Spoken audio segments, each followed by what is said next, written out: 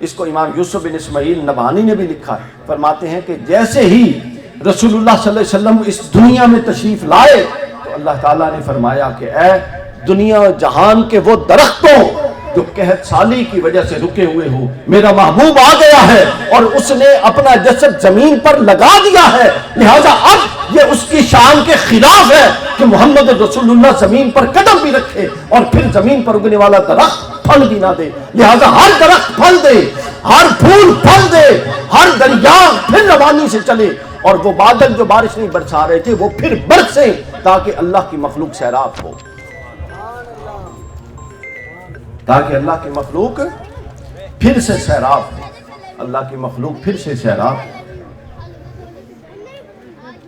اللہ تعالیٰ نے بھی اس کو سیلیبریٹ کیا، اس کو ہم آگے بیان کرتے ہیں۔ پہلے ہم اس مسئلے کو، اس پوائنٹ کو بیان کر لیں اچھی طرح سے، اس کے بعد آگے چلیے کچھ اور چیزیں میں آپ کو بتاؤں اسی حوالے سے۔ یہ پورے وجود مصطفیٰ صلی اللہ علیہ وسلم میں یہ فیض جاری تھا کہ جو رسول اللہ کے جسد اقدس کے کسی حصے سے مل جاتا اس میں یہ وَلَلْآخِرَةُ خَيْرٌ لَكَ مِنَ الْأُولَىٰ کا فیض جاری ہو جاتا تھا۔ حضرت زیاد بن عبید رضی اللہ تعالیٰ عنہ بیان کرتے ہیں، یہ حضور شیخ الاسلام نے لکھا ہے، حضرت تخریج کیا اس روایت کی، یہ طبقات ابن سعد کی روایت ہے۔ حضرت زیاد بن عبید نے رسول اللہ صلی اللہ علیہ وسلم کے، یہ جلیل القدر صحابی ہیں، انہوں نے حضرت حنظلہ کے حوالے سے بیان کیا کہ ایک دفعہ ان کے والد زیاد بن عبید کے والد رسول اللہ کی خدمت میں حاضر ہوئے اور انہوں نے آ کے رسول اللہ سے کہا کہ یا رسول اللہ میرے حق میں دعا فرمائیے۔ کیا کیجئے؟ میرے حق میں دعا فرمائیے۔ رسول اللہ صلی اللہ علیہ وآلہ وسلم نے ان کو قریب بلایا اور اپنا ہاتھ، اپنا دست اقدس ان پر پھیرا اور ان کو برکت کی دعا دی۔ ان کو کیا کیا؟ برکت کی دعا دی۔ اب وہ دیکھیے کہ فیض وَلَلْآخِرَةُ خَيْرٌ لَكَ مِنَ الْأُولَىٰ کیسے ہر شخص میں چلتا ہے۔ حضرت زیاد بیان فرماتے ہیں کہ رسول اللہ نے دعا دی، وقت گزر گیا، زمانہ گزر گیا، وہ بات لوگ بھول گئے مگر ہمیں یاد تھی کہ رسول اللہ نے یہ دعا دی ہے۔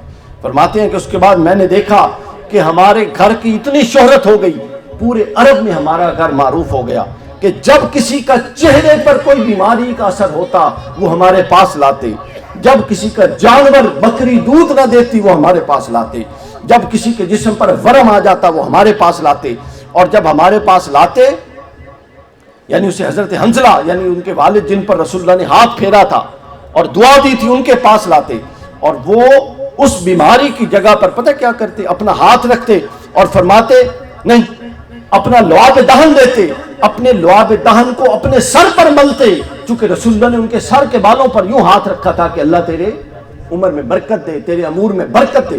فرماتے ہیں وہ لعاب لیتے، لعاب دہن، اس کو اپنے سر پر یوں ملتے اس جگہ پہ جہاں رسول اللہ نے ہاتھ مبارک رکھا تھا، اور اس کے بعد اس کو اس تکلیف والی جگہ پہ، وہ انسان ہوتا، جانور ہوتا، بکری ہوتی، جو ہوتی، اس تکلیف والی جگہ پہ رکھتے اور ایک کلمہ کہتے، فرماتے بسم اللہ علی اثر ید رسول اللہ، اللہ کے نام سے اور مصطفیٰ کے اس ہاتھ کے اثر سے تکلیف دور ہو جا، تکلیف دور ہو جاتی۔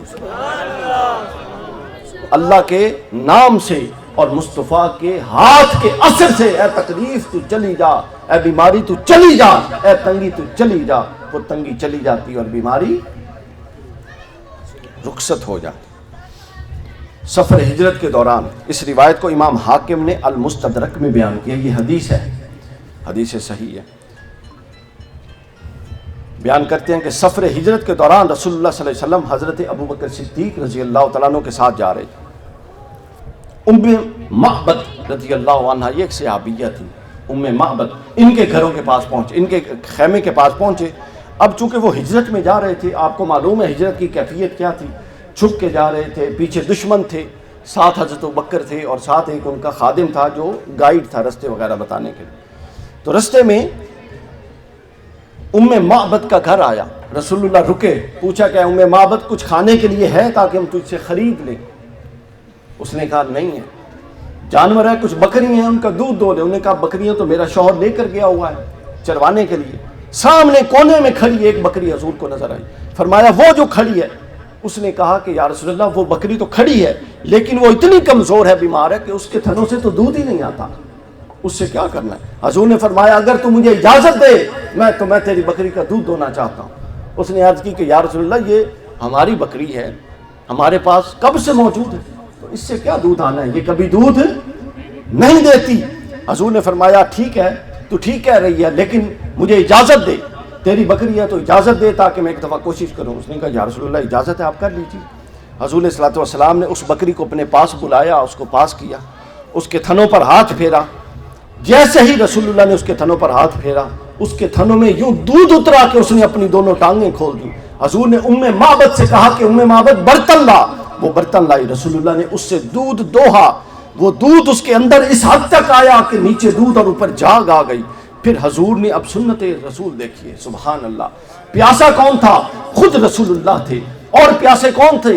حضرت ابو بکر تھے، مگر سنت رسول یہ تھی کہ خود پیاس میں کھڑے رہے، سب سے پہلے دودھ اس عورت کو پلایا جس کی بکری تو ہی جا رہی تھی، پھر اس کے بعد حضرت ابو بکر صدیق کو پلایا، پھر حضرت ابو بکر کا وہ غلام جو ساتھ تھا اس کو پلایا، اس کے بعد رسول اللہ نے خود پیا۔ پھر فرمایا معبد ایک برتن اور لا، وہ ایک اور برتن لائی، اس برتن سے بھی دودھ بھر گیا۔ جب اس کی بکری، پھر رسول اللہ اسلام وہ دودھ پی کے آگے چلے گئے۔ معبد کا شوہر آیا اور وہ ڈول میں دودھ دیکھ کر حیران ہو گیا کہ اے بکریاں تو میں لے کر گیا تھا، تو دودھ کہاں سے آیا؟ تو اس نے کہا کہ یہاں سے ایک مسافر گزرا تھا جس کے ساتھ 2 اس کے غلام تھے، میں نے تو کہا کہ یہ بکری دودھ نہیں دوتی، لیکن اس نے کہا کہ مجھے ایک دفعہ اجازت دیں۔ میں نے جیسے ہی اے میرے میاں اس کو اس کے قریب کیا، میں نے دیکھا کہ اس بکری کی کمزوری بھی جاتی رہی، اس کا ذوق بھی جاتا رہا، اور اس کے تھنوں میں اللہ نے ایسے دودھ اتارا کہ جو ایک برتن صحت میں نہیں بھر سکتی تھی، اس نے بیماری میں 2 برتن بھر دیے۔ تو معبد نے پیغام کیا دیا؟ معبد نے ہمیں یہ پیغام دیا کہ جب تک میں اور میرا شوہر اس بکری کے تھنوں کو دودھ کے لیے دوتے تھے، ایک قطرہ بھی نہیں آتا تھا۔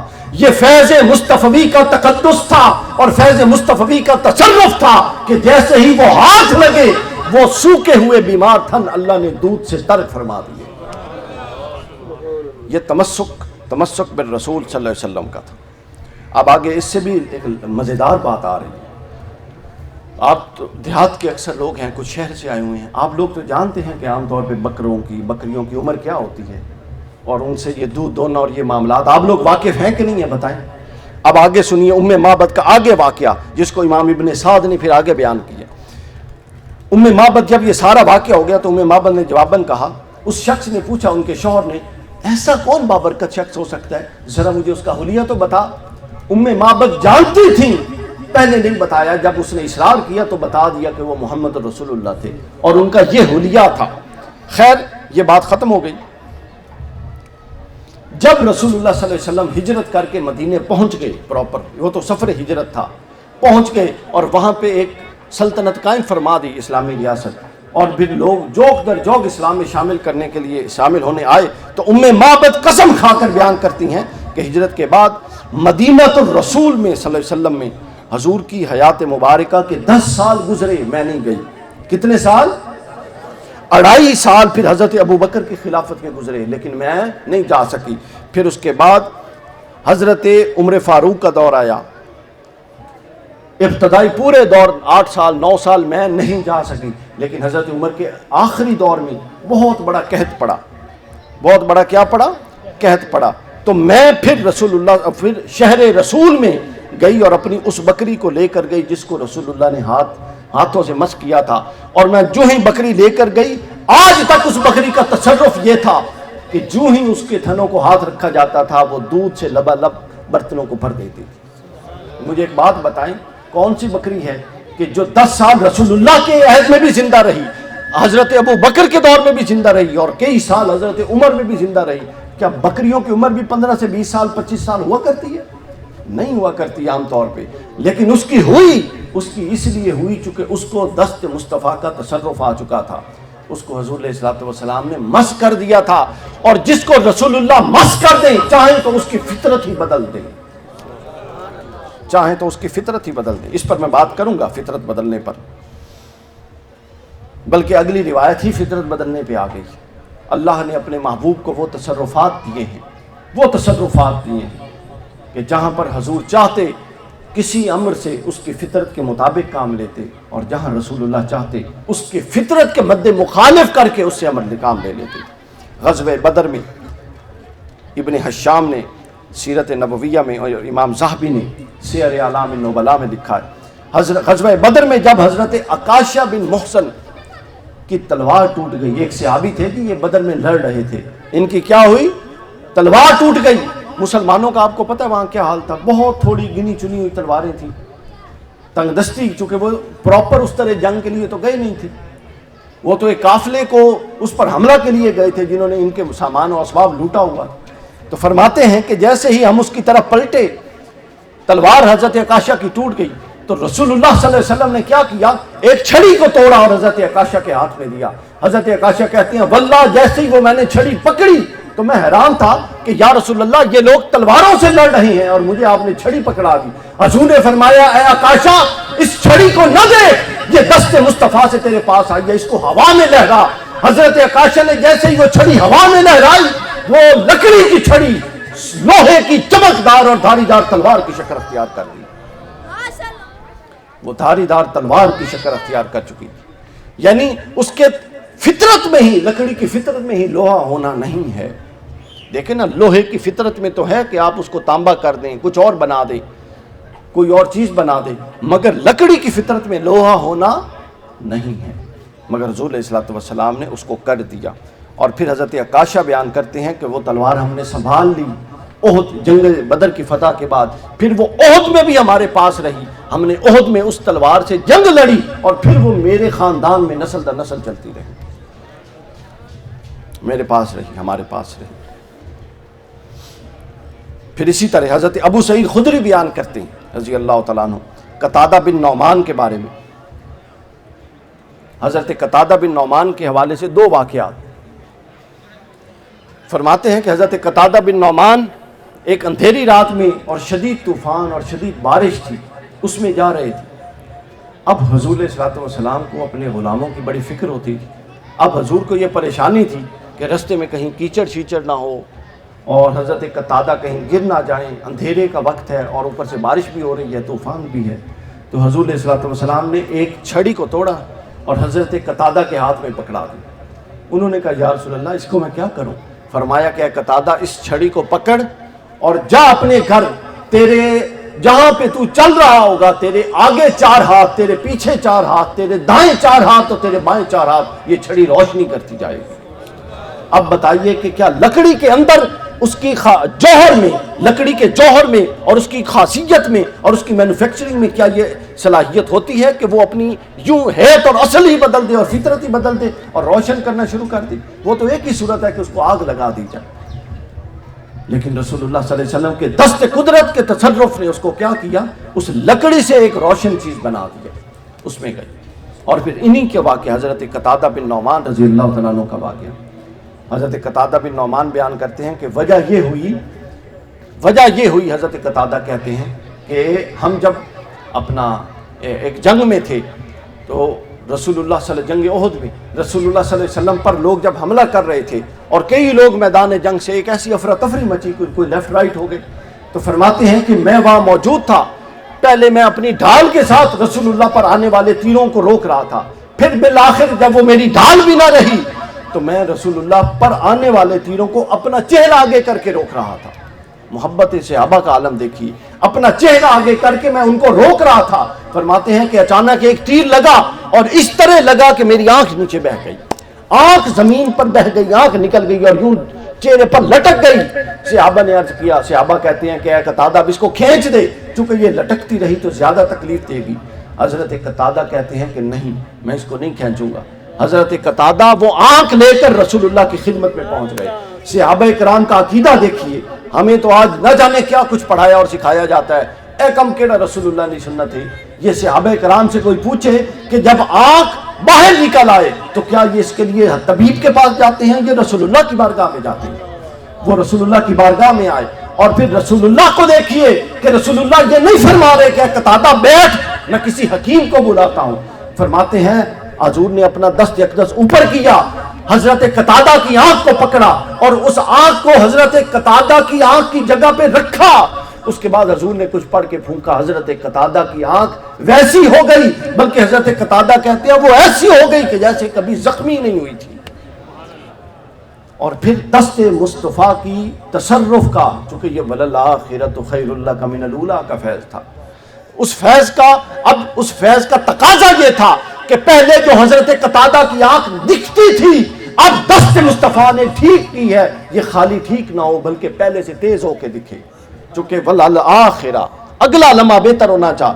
تو حضرت قتادہ کہتے ہیں کہ جب میں بوڑھا ہوا تو میری وہ آنکھ جو ٹھیک تھی اس کی بینائی کمزور ہو گئی، مگر یہ آنکھ جو رسول اللہ نے لگائی تھی یہ دیکھنے میں میری موت کے وقت تک اسی طرح تازہ اور سخت رہی، بالکل تیز رہی۔ اور آگے سنیے، یہ فیض سے حضرت قتادہ تک نہیں رہا، حضرت قتادہ کی نسلوں میں وہ معروف ہو گئے کہ یہ وہ شخص ہیں جن کے باپ کی دادا کی آنکھ رسول اللہ نے لگائی تھی۔ حضرت عمر بن عبدالعزیز رضی اللہ تعالیٰ عنہ کی بارگاہ میں ایک شخص آیا، تو جب اس سے پوچھا گیا، حضرت عمر بن عبدالعزیز نے کہا کہ اے شخص اپنا تعارف کرا، تو کون ہے؟ تو وہ کہتے ہیں کہ میں وہ ہوں جن کی آنکھ جب میدان احد میں نکل گئی تھی تو رسول اللہ نے لگائی تھی۔ صحابہ کہتے ہیں کہ وہ اس وقت جو تابعین اور تبع تابعین موجود تھے، وہ کہتے ہیں کہ ہم نے جو ہی اس کی طرف پلٹ کے دیکھا، ہم واضح یہ دیکھ رہے تھے کہ اس کی ایک آنکھ اپنی حیت میں بڑی اور خوبصورت تھی اور دوسری آنکھ ایک بالکل معمولی اور نارمل آنکھ تھی۔ یعنی یہ آنکھ جو رسول اللہ نے لگائی، اس کا فیض ان کی نسلوں میں بھی جاری و ساری ہو گیا، ان کی نسلوں میں بھی کیا ہو گیا؟ جاری و ساری ہو گیا۔ اور اس حوالے سے ایک آخری بات، پھر ہم آج کی مجلس کے پیغام کی طرف آئیں گے۔ آخری بات یہ ہے اس حوالے سے، اس تناظر میں جو میں برز کر رہا ہوں، جو میں آپ کو بار بار بتا رہا ہوں نا کہ رسول اللہ صلی اللہ علیہ وسلم چیز کی اصل حیت کو بھی بدل دیتے تھے۔ مسجد نبوی میں جب رسول اللہ صلی اللہ علیہ وآلہ وسلم خطاب فرماتے تھے، جمعہ کا خطبہ ارشاد فرماتے تھے مسجد نبوی میں، تو آپ کو پتہ ہے کہ ایک تنا ہوتا تھا، اس کے ساتھ ٹیک لگا کے اس کے سہارے کھڑے ہو کے خطاب فرمایا کرتے تھے۔ چونکہ بخاری مسلم میں بعض اوقات اتنے طویل حضور خطاب فرماتے کہ ظہر کے وقت شروع کرتے تو عصر ہو جاتی، پھر عصر پڑھاتے، عصر کے بعد پھر شروع ہو جاتے گفتگو فرمانے، مغرب ہو جاتی، پھر مغرب پڑھاتے، پھر جاری فرماتے، عشاء ہو جاتی۔ تو بہت کم ہوتا ہے ایسا، لیکن ایسا بھی ہوتا۔ تو رسول اللہ ایک ٹیلا تھا، لکڑی کا ستون تھا، استن حنانہ جس کو کہتے، وہ ایک ستون تھا، اس سے ٹیک لگا کے فرماتے۔ ایک صحابیہ کھڑی ہوئی کہتی ہیں کہ یا رسول اللہ میرے غلام ہے، میرا غلام بڑھئی ہے، کارپینٹر کا کام کرتا ہے، آپ یہاں پہ کھڑے ہو جاتے ہیں، آپ کھڑے ہو کے تھک جاتے ہوں گے، آپ کی طبیعت میں ناگوار گزرتا ہوگا، یا رسول اللہ اگر آپ اجازت فرمائیں تو میں اپنے اس غلام کو کہہ کے آپ کے لیے کوئی ایسی چیز بنوا دوں کہ آپ اس پر بیٹھ کر اپنی گفتگو اور خطبہ ارشاد فرمایا کریں۔ حضور نے اجازت دے دی کہ ٹھیک ہے بنواؤ۔ اگلا جب جمعہ آیا، اگلے جمعۃ المبارک کو رسول اللہ صلی اللہ علیہ وسلم جب مسجد نبوی میں تشریف لائے تو ایک ممبر بنا ہوا تھا، یہ اسلام میں پہلا ممبر تھا جس پر رسول اللہ نے خطبہ دیا۔ ایک ممبر بنا ہوا تھا، رسول اللہ اس ممبر پر آ کے بیٹھ گئے اور تشریف فرما ہوئے اور گفتگو شروع کر دی۔ تھوڑی دیر گزری تھی، اب میرا دل یہ چاہتا ہے کہ میں آپ کو وہ حدیثوں کے لفظ پڑھ کے سناؤں تاکہ آپ یہ سمجھیں کہ محبت الرسول اور عشق رسول اور تعلق بالرسول میں آپ کا اور ہماری کیا کیفیت ہے۔ وہ چیزیں جن کو ہم جاندار ہی نہیں سمجھتے، لکڑی کا وہ تنا جو جڑ سے اکھیڑ دیا گیا اور ویسے کہیں گڑ دیا گیا، اگر رسول اللہ تھوڑی دیر اس کے ساتھ تمسک کر لیں، اس کے ساتھ اپنے جسم کو جوڑ دیں تو اللہ تعالیٰ اس کو شعور بھی دیتا ہے، اللہ تعالیٰ اس کو عشق رسول کا فیض بھی دیتا ہے، اور اللہ تعالیٰ اس کو ہجر رسول میں سسکنا اور رونا اور کلانا بھی گوارا کر دیتا ہے۔ آپ دیکھیے حدیث پاک کے لفظ ہے، یہ حضرت شیخ الاسلام نے بیان فرمایا، یہ سنن دارمی کی حدیث پاک، حضرت جابر بن یہ صحیح بخاری کی حدیث پاک ہے، صحیح بخاری حدیث نمبر 1989 1989۔ حضرت جابر بن عبداللہ رضی اللہ تعالیٰ عنہ بیان کرتے ہیں کہ ایک انصاری عورت نے رسول اللہ سے خدمت میں عرض کیا، جو میں نے بتا دیا آپ کو۔ ممبر آ گیا، اب رسول اللہ صلی اللہ علیہ وسلم اس ممبر پر آ کے جب خطاب فرمانے لگے تو صحابی کہتے ہیں حتی قادت ان تشک فنزل النبی، حتی قادت ان تشک، وہ جو تنا تھا کھجور کا تنا جس کو ٹیک لگا کے رسول اللہ خطبہ ارشاد فرماتے، توجہ میری طرف رکھیے، خطبہ ارشاد فرماتے ہیں کہ جیسے ہی حضرت جابر بن عبداللہ جیسے ہی رسول اللہ ممبر پر خطاب فرمانے بیٹھے، وہ جو تنا تھا وہ رونے لگا اور وہ ایسے رونے لگا کہ جیسے کوئی بچہ روتا ہے۔ صحابہ کہتے ہیں ہم مسجد نبوی میں موجود تھے، ہم میں سے ہر شخص نے اس لکڑی کے تنے کی رونے کی آواز کو سنا۔ اب مجھے بتائیے کبھی لکڑیاں بھی روئی ہیں؟ یہ صحیح بخاری کی حدیث پاک ہے، متفق علیہ، تواتر کے ساتھ یہ حدیث آئی ہے۔ ائمہ محدثین میں کسی مسلک اور مکتب فکر کا اختلاف نہیں۔ وہ رونے لگ گیا۔ رسول اللہ صلی اللہ علیہ وسلم اس کے پاس گئے، اس کو تسلی دی، لیکن وہ مسلسل روتا رہا۔ اب اگلی حدیث پاک، حضرت ابن بریدہ بیان فرماتے ہیں کہ رسول اللہ جب خطاب فرمائے تو کھڑے ہوتے، دوران خطاب کبھی طویل ہو جاتا۔ وہ ساری روایت بیان کر کے آگے کہتے ہیں کہ پھر ایک شخص نے جو کہیں مدینہ منورہ سے آیا ہوا تھا، اس نے آپ کو کھجور کے اس تنے کے ساتھ کھڑے دیکھا تو اس نے اپنے قریب بیٹھے ہوئے لوگوں سے کہا کہ اگر مجھے معلوم ہو جائے کہ رسول اللہ میری اس چیز کو پسند فرمائیں تو میں آپ کے لیے ایک مسند بنا دوں گا۔ یہ دوسری روایت ہے، اس نے وہ مسند بنا دی۔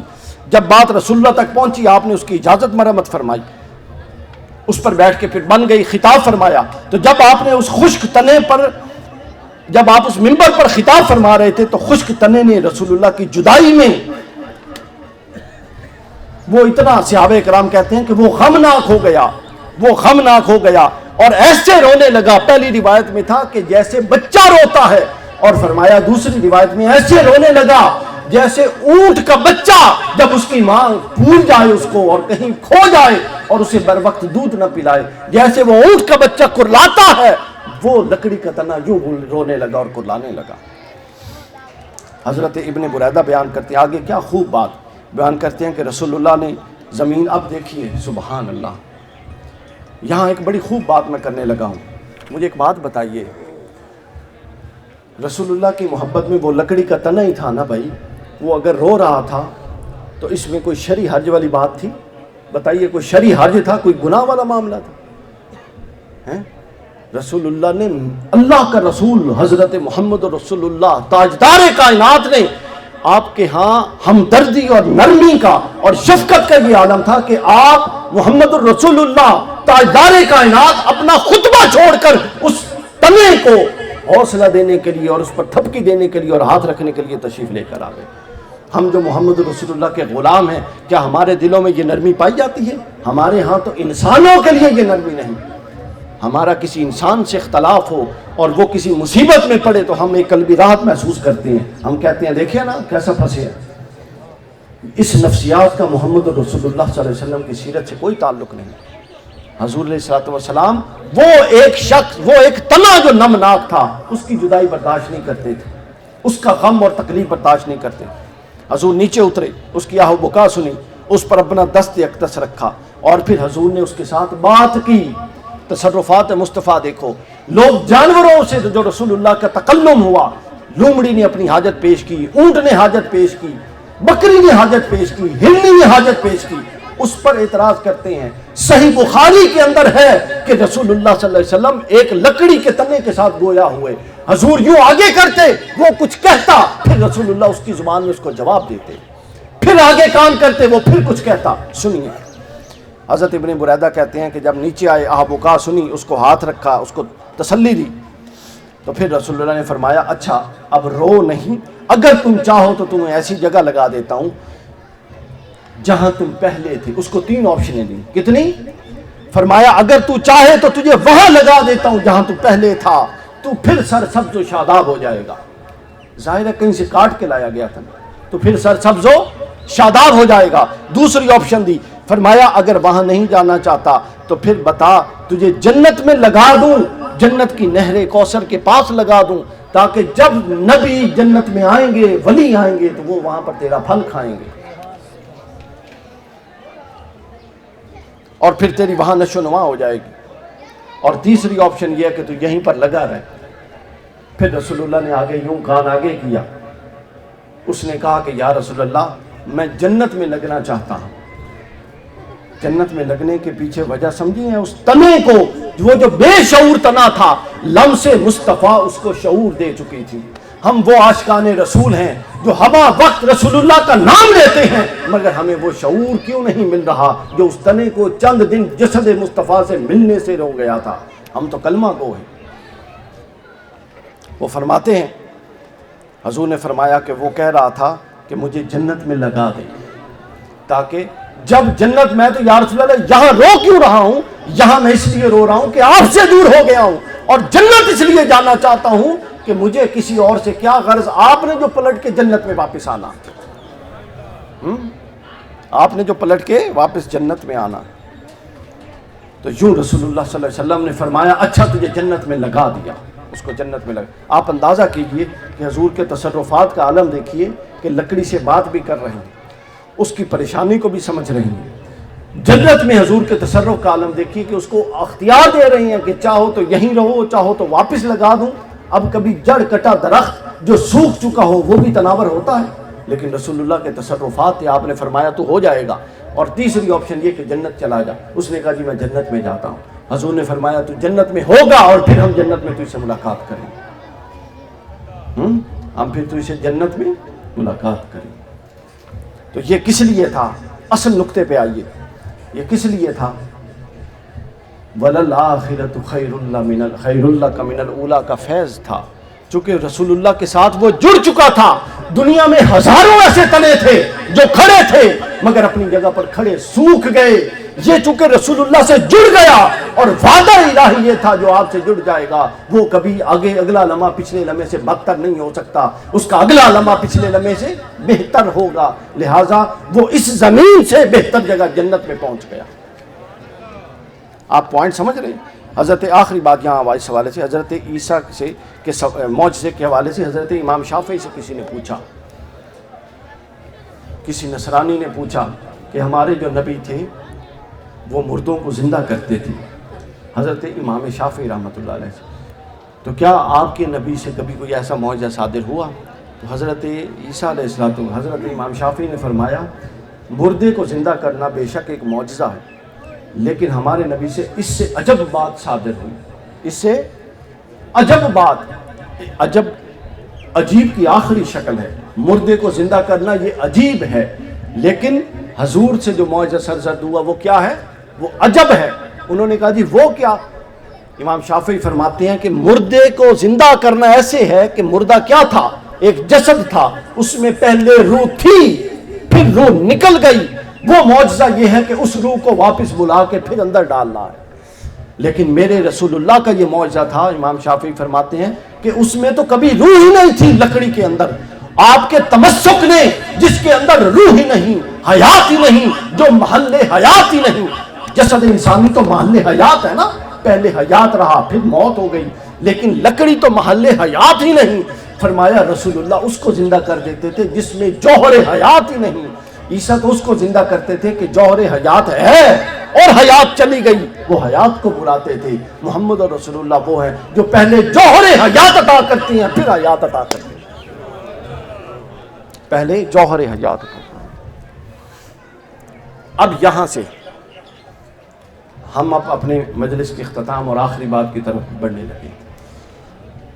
اب میں نے آپ سے ایک بڑے درد دل کی بات کرنی ہے، مجھے ایک بات بتائیے کہ اگر یہ حضرت عکاشہ کی چھڑی رسول اللہ صلی اللہ علیہ وسلم کے ساتھ جڑ جائے، آپ پکڑ لیں تو وہ تلوار بن سکتی ہے۔ اگر یہ تنا رسول اللہ کے ساتھ جڑ جائے تو یہ روشن ہو سکتا ہے کہ نہیں ہو سکتا؟ بتائیے۔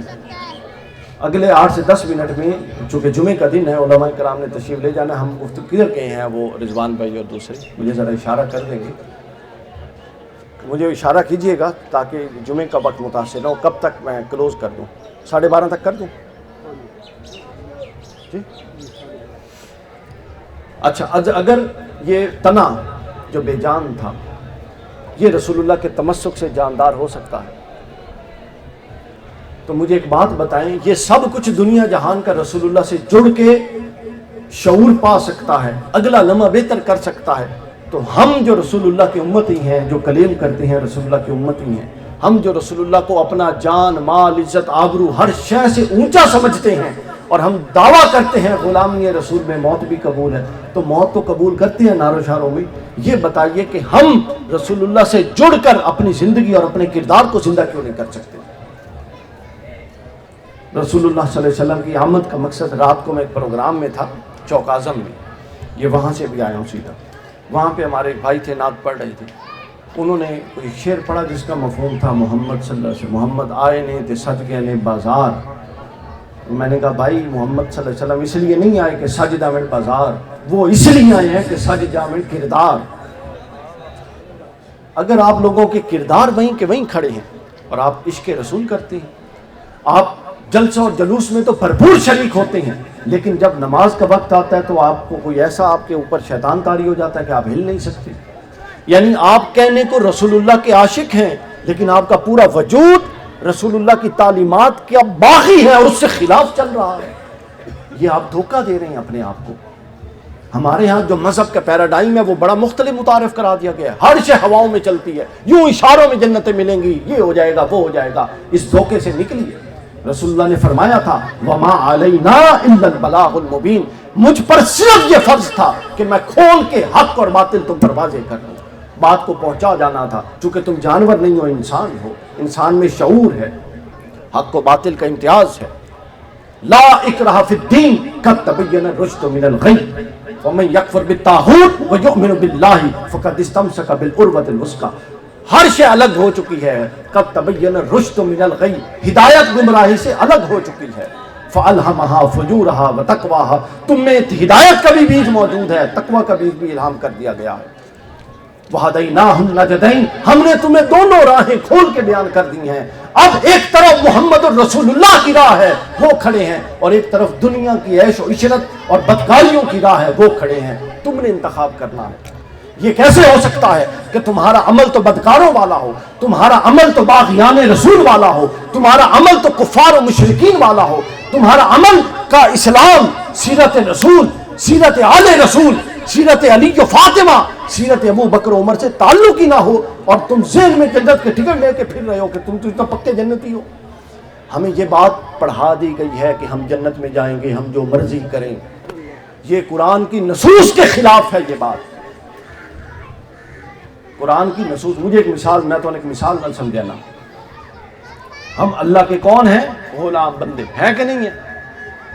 اللہ تعالیٰ آپ سے کہے اے میرے غلام تیری ڈیوٹی یہ ہے کہ تو صبح جا یہ کام کر کے آ، دوپہر کو جا یہ فرض ادا کر کے آ، شام کو جا یہ کام کر کے آ، رات کو آ یہ کام کر کے آ، اور پھر شام کو اتنی دیر میری بارگاہ میں حاضری دے دیں. تو کامیاب ہے. وہ شخص جو اپنے آپ کو اللہ کا بندہ کہتا ہے، وہ کھڑا یوں آگے کر کے میرے مولا میرے مولا، وہ کہتا ہے او بھائی میں تجھے یہ نہیں کہہ رہا کہ میرے مولا کا ورد کر، میں تو یہ کہہ رہا ہوں کہ جا جن کے حق دینے ہیں حق ادا کر کے آ. میں تو کہہ رہا ہوں جا جو تیری ذمہ داریاں ہیں بیوی بچے ان کے رزق کا اہتمام کر. میں تو کہتا ہوں کہ جا جہاں پر گناہ ہو رہا ہے اس کو روک. اور وہ کھڑا ہو کہ نہیں میرے مولا کی تسبیح جپ رہا ہے. آپ کی اس غلام کے بارے میں کیا رائے ہوگی؟ جب سے ہمارا دین کا پیراڈائم بدلا ہے، ہم اس شخص کو نیک سمجھتے ہیں جو اس طرح کا عمل کرے. رسول اللہ کی نظر میں یہ نیکی نہیں ہے. سورہ بقرہ میں نیکی کو ڈیفائن کر دیا گیا ہے کہ نیکی یہ نہیں ہے کہ تم دائیں بائیں پھرو یا تم چند نماز روزے حج زکوٰۃ کرو، بلکہ نیکی یہ ہے کہ معاشرے کو ساتھ لے کے چلو، کمزور رشتہ داروں کو ساتھ لے کے چلو. آپ کے گھر ہمسائے بہن بھائیوں میں اگر کوئی کمزور ہے اور آپ اس کی مدد کر سکتے ہیں اور آپ اس کی مدد نہیں کر رہے، آپ سب کچھ ہو سکتے ہیں، آپ اللہ کے بندے اور نیک نہیں ہو سکتے. نیک نہیں ہو سکتے. اپنی ذمہ داری کو بھی تو سمجھیے نا. خالی عشق رسول کے نعرے لگانے ہیں یا عشق رسول کے تحت کچھ اپنے آپ کو بھی ڈالنا ہے؟ یعنی کیا ہم نے یہ طے کر لیا ہے کہ یا رسول اللہ ہم صرف آپ کے نام کی مجلس سجائیں گے، محفل کریں گے، خرچ کریں گے، مگر ہم آپ کی سیرت کے پاس تک نہیں آئیں گے؟ ہم کتنی عمریں گزارے بیٹھے. یہ فیصلہ کب کرنا ہے؟ اگر آپ یہ فیصلہ نہیں کرتے تو یقین کیجئے یہ محفل میلاد اس کا صرف ثواب تو ہے، اس کے علاوہ اس کا کوئی فائدہ نہیں. اور اگر یہ زندگی بدلنے والا بن جائے، مثلا آپ یہاں سے نیت کر کے اٹھیں، آج 12 ربیع الاول ہے، اللہ کا نبی آیا تھا، تاجدار کائنات آئے تھے. ایک گناہ جو ہماری زندگی کا حصہ ہے، نیت کرنے کے بارے تعالیٰ آج کے دن کے بعد میں یہ عمل نہیں کروں گا، یہ سستی نہیں کروں گا، یہ کاہلی نہیں کروں گا، تو میری مدد کر اپنے نبی کے آمد کے دن کے صدقے. اصلاح کی طرف جائیے. آپ نے اصلاح پر جب تک خود کو گامزن نہیں کرنا، فرشتوں نے آپ کو پکڑ کے اصلاح پر نہیں لانا. اور یہ جو آپ ظلم کر رہے ہیں یہ اپنے بعد اپنی نسلوں کے ساتھ ظلم کر رہے ہیں. آپ بد عمل اس دنیا سے جا رہے ہیں, آپ کی نسلیں بھی بد عمل رہیں گی. آپ دین کی تعلیم سے دور جا رہی ہیں, آپ کی نسلیں بھی دین کی تعلیم سے دور رہیں گی. اور قبر میں بڑی گرفت ہے اس بات پر. صرف اچھا روزگار دینا بچوں کو یہ فرض نہیں ہے, اچھا روزگار دینا بھی فرض ہے. اس کے علاوہ ان کو حق و باطل اور اچھائی اور برائی اور دین کی بنیادی تمیز دینا بھی فرض ہے. ہمارے کتنے والدین ہیں جو اس طرف توجہ کرتے. بڑی ہمت کی تھی, کبھی مسجد نہ لے کے چلے گئے, آج جلوس نہ لے کے آ گئے. والدین سمجھ رہے ہیں دین دا حق پورا ادا ہو گیا. ایسا نہیں ہے. اقبال نے کہا تھا یہ شہادت گہے الفت میں قدم رکھنا ہے, لوگ آسان سمجھتے ہیں مسلمان ہونا. قرآن مجید نے ایک تصور بیان کیا ہے. میری ایک کتاب آ رہی ہے عنقریب انشاءاللہ, قرآن مجید کے 365 اصول سال کے 365 دنوں کی مناسبت سے. اس میں یہ قرآن کا عملی مزاج بڑا آسان ہے, بڑی آسان ہے, وہ عملی مزاج واضح کرنے کی کوشش کی. آج کی بات کا آخری جو ہمارا پیغام ہے وہ سن لیجئے. بعثت محمدی صلی اللہ علیہ وآلہ وسلم کا مقصد یہ تھا کہ ہمیں ذمہ دار ہستی بنایا جائے. کیا ہم رسپانسیبل ہوں, ذمہ دار ہوں, اپنے اخلاق میں ذمہ دار ہوں, اپنے کردار میں ذمہ دار ہوں, اپنے رویوں میں ذمہ دار ہوں. ہم نے خیر محتاط بات نہیں کرنی, ٹھیک ہے, ہم نے کسی کا حق نہیں مارنا. کیوں؟ اللہ تعالیٰ نے واضح فرما دیا ہے کہ زبانی اقرار کی بنیاد پہ نجات کا کوئی تصور نہیں. اپنے آپ نے ثابت کرنا ہے کہ زبانی اقرار جو آپ کر رہے ہیں ہم مسلمان ہیں, ہمارا عمل اور ہمارا باطن اس کی تصدیق کرے کہ ہاں ہم نے جو کہا تھا وہ کر کے دکھا دیا. قرآن مجید میں فرمایا بالکل واضح, سورہ العنکبوت 29ویں سورت آیت نمبر 2 اور 3, اعوذ باللہ من الشیطان الرجیم, احسب الذین ان یترکوا ان یقولوا آمنا وہم لا یفتنون.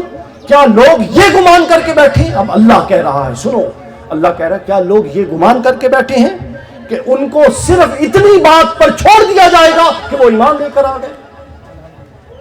اتنی بات پر چھوڑ دیا جائے گا. اللہ کہہ رہا ہے احسب الناس ان یترکوا ان یقولوا آمنا, لوگ چھوڑ دیے جائیں گے کہ اس ایمان لے کے آ گئے. نہیں. آگے فرمایا وَلَقَدْ فَتَنَ الَّذِينَ مِن قَبْلِهِمْ, نہیں ان کو آزمایا جائے گا جیسے کہ ان سے پچھلے لوگوں کو آزمایا گیا. اللہ نے ہمیشہ کھرا اور کھوٹا پہچاننے کے لیے ایمان کے بعد عمل کی کسوٹی رکھی. دیکھیں نا, آپ کہتے رہیں سارا دن نیکیوں کی باتیں کریں اور کریکٹر کے اور عمل کے سب سے خود بد کردار اور بے عمل ہم خود ہوں, تو بتائیے اللہ لوگوں سے تو چھپ سکتا ہے, اللہ سے تو نہیں چھپا ہوا. اللہ کیسے دیکھتا ہوگا کہ یہ میرا بندہ کہتا کیا ہے اور کرتا کیا ہے. یہ کتنی حیا کی اور بے حیائی اور شرم کی بات ہے. آگے فرمایا فَلَيَعْلَمَنَّ اللَّهُ الَّذِينَ صَدَقُوا وَلَيَعْلَمَنَّ الْكَاذِبِينَ.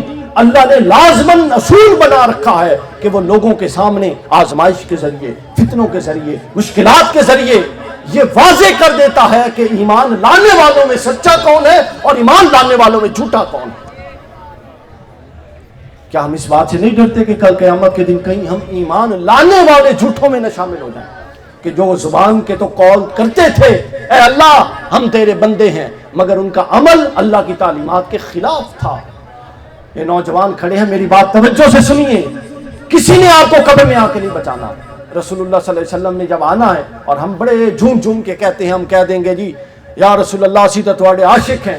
رسول اللہ نے اگر یہ فرما دیا اے عاشقوں جس واسطے میں طائف دے پتھر کھائے تھے میں نے, اور جب میں ساری رات کھڑا رہتا تھا اور میں سارا دن لوگوں کے ہاں بے قدری کرواتا تھا اور میں اللہ اور اس کے رسول کا پیغام دیتا تھا, وہ تمہارا کیسا عشق ہے کہ مجھ سے عشق ہے لیکن میری بات سے عشق نہیں ہے, مجھ سے عشق ہے لیکن میرے پیغام سے عشق نہیں ہے, مجھ سے عشق ہے لیکن میری سیرت سے عشق نہیں ہے, مجھ سے عشق ہے لیکن میرے عمل سے عشق نہیں ہے. وہ کون سا عشق ہے؟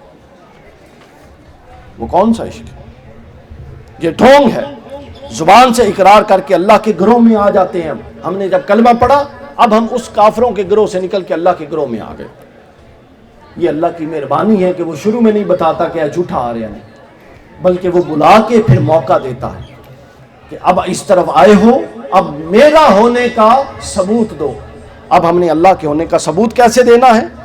ہم نے اللہ کے ہونے کا ثبوت ایسے دینا ہے کہ ہر کام اللہ تعالیٰ کی رضا کے مطابق کرنا ہے، رسول اللہ کی سنت کے مطابق کرنا ہے۔ حضور علیہ الصلوۃ والسلام نے ایک حدیث پاک میں فرمایا کہ کوئی شخص اس وقت تک مومن نہیں ہو سکتا جب تک وہ اپنی اس حد تک تربیت نہ کر لے کہ اس کے دل سے جو خواہشات اٹھے وہ خواہشات بھی میری شریعت کے تابع ہوں۔ آپ اندازہ کر لیجیے، یہ انسانی سطح مطلوب ہے دوستوں۔ ان جلوسوں سے پھر فائدہ ہے، ان محافل سے پھر فائدہ ہے، اس اکٹھ سے پھر فائدہ ہے، ان دیگوں سے پھر فائدہ ہے کہ اگر آپ کی شخصیات کے اندر تبدیلی شروع ہو جائے، اگر آپ نے وہیں کا وہیں کھڑے رہنا ہے، زمین جنبت نہ جنبت گل محمد، تو آپ سمجھ لیجئے کہ یہ خیر کے عمل ہے، اس کا ثواب ہوگا، مگر آپ مقصد بعثت نبوی سے دور ہیں اور دور ہیں۔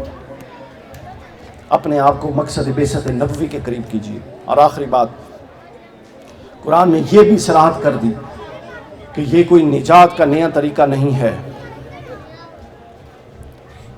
آخر میں قرآن نے یہ بتا دیا، ام حسب الذین یعلمون السیئات، کہ کیا جو برے کام کرتے ہیں وہ یہ گمان کیے ہوئے ہیں کہ وہ ہمارے قابو سے نکل جائیں گے؟ سن لیں ذرا، ہم تو وہ لوگ ہیں جو شفاعت کا تصور رکھ کے گناہ کر رہے ہوتے ہیں۔ شفاعت کا تصور حق ہے، اور وہ یہ ہے کہ بتقاضۂ بشریت جو گناہ ہوں گے اللہ کے رسول بالآخر گناہ گاروں کی شفاعت کریں گے۔ لیکن اگر کوئی پلان کے ساتھ ساری عمر ہی فرار کرتا رہے، ساری عمر ہی خیانت کرتا رہے، ساری عمر ہی بدکاریوں میں رہے، اور ذہن میں یہ رکھے کہ رسول اللہ شفاعت کریں گے، اس کو یہ سوچنا چاہیے اگر رسول اللہ نے کہہ دیا کہ جو میں قرآن چھوڑ کے آیا تھا، جو میری سیرت تھی، تجھے وہ کبھی نہیں یاد آئی، تجھے صرف میری شفاعت یاد رہتی۔ تو لہٰذا چیزوں کو مکس اپ کرنا کو چھوڑیے، اور یہی طریقہ ہمیشہ سے اللہ کا رہا ہے آزمانے کا۔ اللہ نے کہہ دیا وَلَقَدْ فَتَنَّا الَّذِينَ مِن قَبْلِهِمْ، ہم ہمیشہ سے لوگوں کو اسی طرح آزماتے ہیں، تم کو بھی آزمائیں گے، تم سے پہلوں کو بھی آزمائیں گے۔ اور آزمائش کیا ہے؟ سنت رسول پر کون چلتا ہے، احکام قرآنی پر کون عمل کرتا ہے، اپنی ظاہر زبان کے ساتھ اپنے کلام اور اپنی بات کو کون شامل کرتا ہے، کون ایسا ہے جو صرف یہ کہتا اور سمجھتا ہے کہ مطلب محبت رسول میں جان بھی قبول ہے، وہ موت بھی قبول ہے، عشق رسول میں موت بھی قبول ہے، لیکن عشق رسول میں اس کو وضو کر کے نماز پڑھنا نہیں قبول، عشق رسول میں اس کو سچ بولنا بھی نہیں قبول، عشق رسول میں اس کو بے ایمانی چھوڑنا بھی نہیں قبول، عشق رسول میں اس کو آنکھوں کو حفاظت کرنا بھی نہیں قبول، کان کی حفاظت بھی نہیں قبول، نفس کی حفاظت بھی نہیں قبول۔ یہ کیسا عشق رسول ہے؟ یہ عشق رسول نہیں ہے۔ لہٰذا آج سے وعدہ کیجئے، یہ اللہ تعالیٰ کی قبولیت کی مجلس ہے۔ حضور علیہ الصلوۃ والسلام، آخری بات بتا دوں، حضرت شاہ ولی اللہ فرماتے ہیں کہ میں حضور کی ولادت کے دن مکہ میں حضور کی جائے ولادت پر گیا تو میں نے دیکھا اوپر سے نور برس رہا تھا، نور برس رہا تھا۔ ان مجالس میں نور برستا ہے، لیکن وہ نور برسنے کے لیے جب دل گندا ہوگا تو نور آئے گا اور پھر واپس پلٹ جائے گا۔ آپ گندے برتن میں دودھ نہیں لیتے، اللہ گندے دلوں میں نور ڈالے گا، کمال کی بات۔ تو لہٰذا ہمیں اس دھوکے سے نکلنا ہے، ہمیں محبت رسول، ادب رسول کے ساتھ اطاعت رسول اپنے ظاہر اور باطن میں راسخ کرنی ہے، تب جا کے ہم اپنے حقیقی مقصد کے قریب جائیں گے۔ کوئی جملہ اگر میری کسی کی سمع خراشی ہوئی ہو تو میں معذرت خواہ ہوں۔ اللہ تعالیٰ ہمیں اللہ اپنے محبوب اور اپنی بندگی اور رسول اللہ کا عشق، محبت اور اطاعت کی زندگی عطا فرمائے، اور قرآن سے تمسک عطا فرمائے۔ قرآن سے جڑ جائیے، قرآن مجید واحد حل ہے اس امت کے لیے۔ اور آل رسول، حضور جاتے ہوئے دو چیزیں چھوڑ کے گئے تھے، ایک قرآن اور ایک اہل بیت۔ حضور نے فرمایا تھا دونوں کو پکڑ لو، کامیاب ہو جاؤ گے، اور یہی حوض کوثر پر اکٹھی ملے گی۔ اللہ تعالی ہمیں ان دونوں سے تمسک کی توفیق دے۔ وما علینا الا البلاغ المبین۔